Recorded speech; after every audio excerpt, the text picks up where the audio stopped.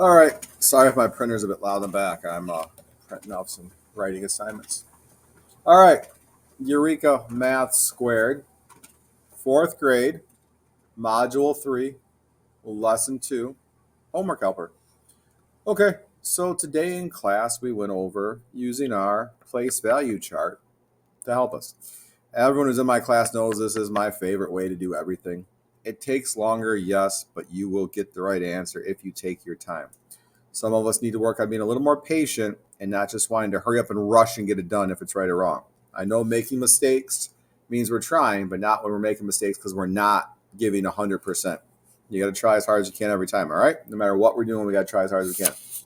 Even teachers, we have to try our hardest all the time too. Even when we're tired like you guys are, or when we got other stuff going on too, we still have to try our hardest. So, sorry, let's get this done. Use the place value chart to check your work. This just means seeing if you got it right. So we're multiplying again. Yesterday we're dividing. Today we're multiplying.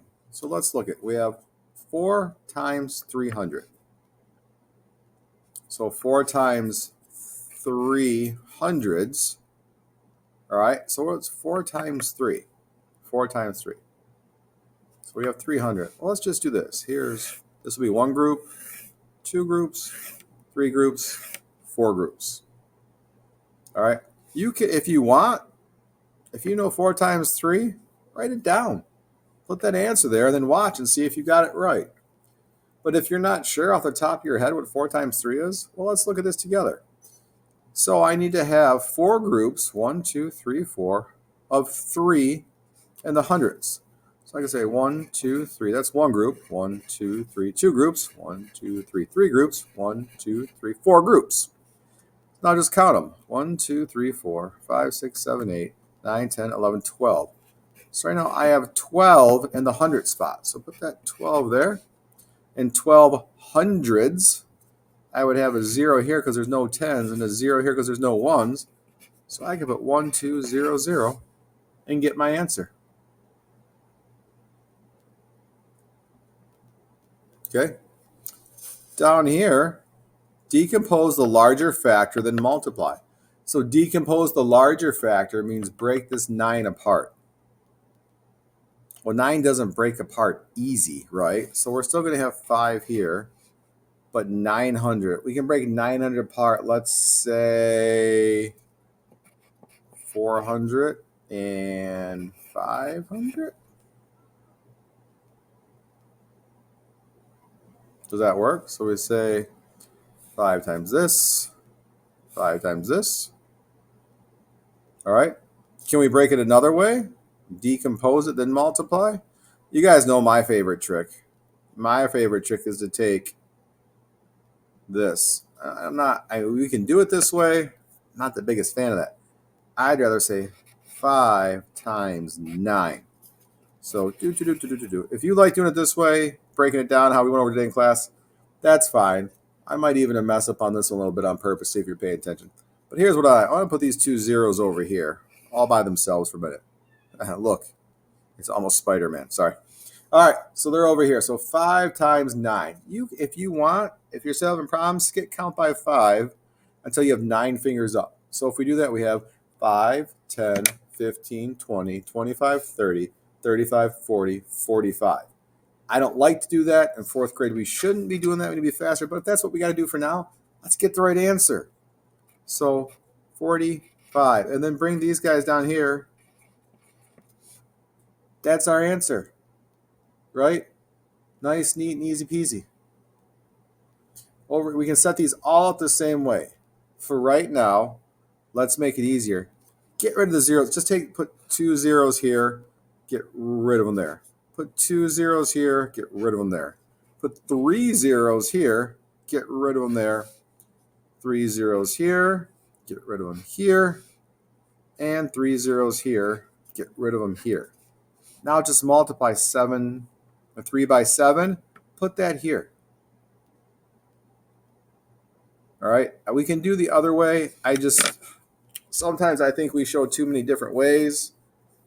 And if you like this other way, hey, if that's what works best for you, go for it. I'm going with what I know works the best for most of my class. All right? I know my class. I know this works best for most of them. So right now, this is what we're going to use. Okay? You can break this down. That's what the room under here is for, to break it down. If you want to break down the 7,000, break it down. But I think no matter what you're doing it, if you go 3 times 7 and put that answer right here, because remember, those other zeros are right here. We just brought them down. I think that's probably going to be our easiest way. All right, so let's go with that. Let's get the right answer. It might not be exactly how we did it today in class. I'm pretty sure it's not. I know it's not, but I'm trying to do what I think is going to be the best for you guys. So let's go with that one, all right? On the back, complete the table. 3 feet equals how many inches? Remember, 1 foot equals 12 inches. We got that and that. Remember, that dash means foot. 2 dashes means inches. Make sure they're there. Okay?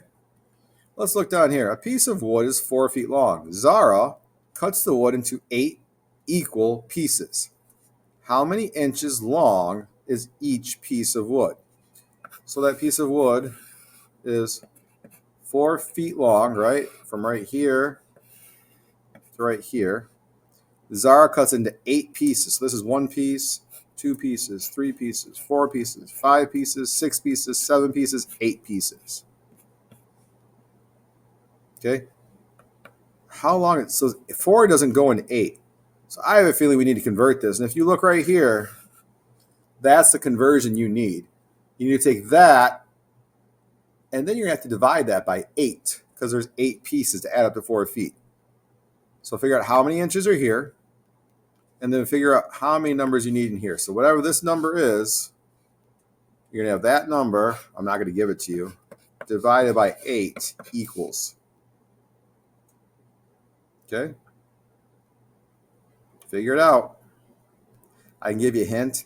It does break down nice and easy. It's a nice round number. There's no remainders. So if you have a multiplication chart at home, go into the number 8 and see if you can go down and find out whatever this number right here was. Here's a hint. I know you can. I know it's nice and easy. All right. This was Eureka Math Script. I got to slow down. Eureka Math Squared. Fourth grade,